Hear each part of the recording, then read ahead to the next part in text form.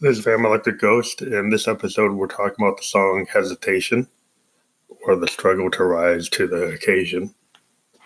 And what we want to do with this song is we were going to do a Facebook Live performance, but then we didn't have our stagecraft ready.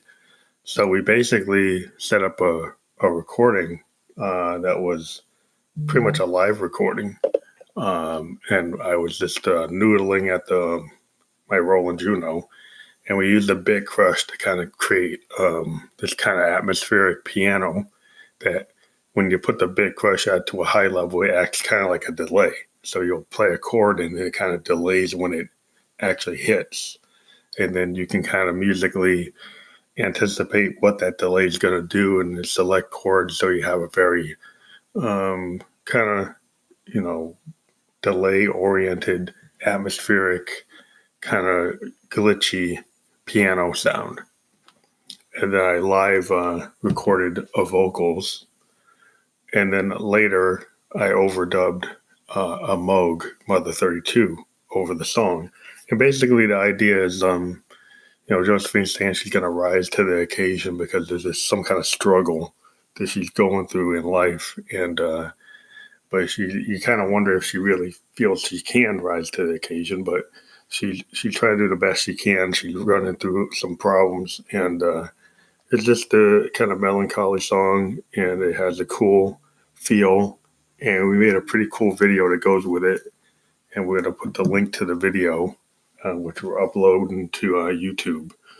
And, we've got some new sponsors on the podcast, and as I said, we're a struggling artist, so if you're into what we're doing, please become a subscriber. Hit the subscribe link where you can become a supporter of the podcast at different levels, 99 cents, $4.99, and $9.99.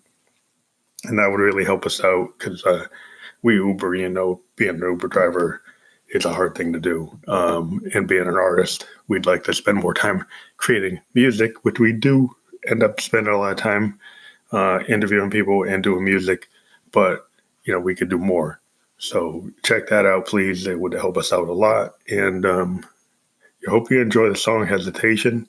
Like I said, it was kind of a live romp, and we're very excited about what we were able to do with it.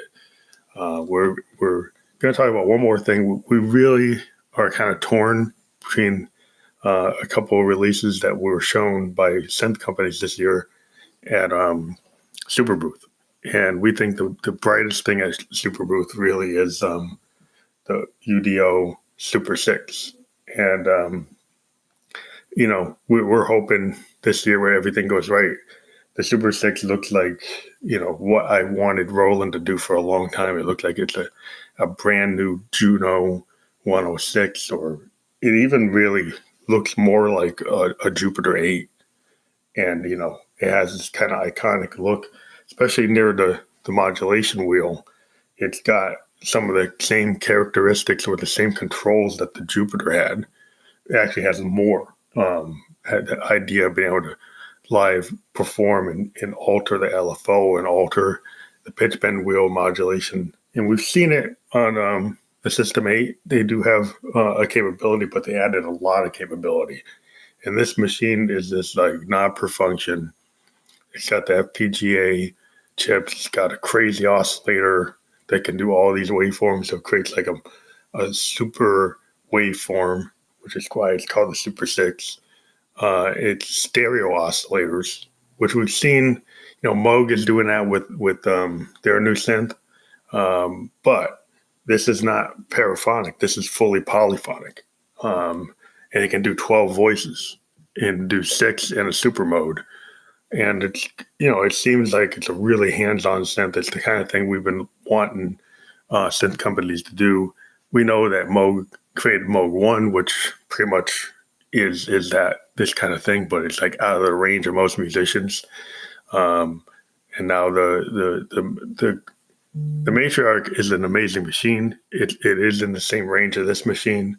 It's kind of a choice if you want to try that classic Moog sound. And it's got some things, the modular Moogs have a certain sound. And digital oscillators are cool, but you can hear like what the Moog sounds like, and it has a certain quality if you're looking for that. So, in the best of all worlds, you get both. But I think moving synthesis forward, UDO really has a machine, I think, that's, at the level of a Waldorf Quantum in terms of moving things forward. And that's pretty cool. Like some companies like Behringer that just keep on, bringing back old synths, which is cool. I mean, I'd like to have a 909 and an 808. I'd like to have, a Jupiter 6 and, all the other things they're bringing back, like the SH101s. It's cool to have, exact copies, but it's also cool to go forward. And they did go forward with the Neutron. But I think UDO has really hit the ball out of the park with their machine, the Super 6. And we're hoping that, if they're listening, we would love to record our next album on Super 6 when it comes out. So, we would love to, work with them. So we'll probably put a link to their company here because we're really into what they're doing and very excited about their machine. So we'll talk to you later. Thanks for listening to The Ghost Again. Subscribe or become a supporter and help us out and keep on listening to all of our interviews with indie artists from around the world.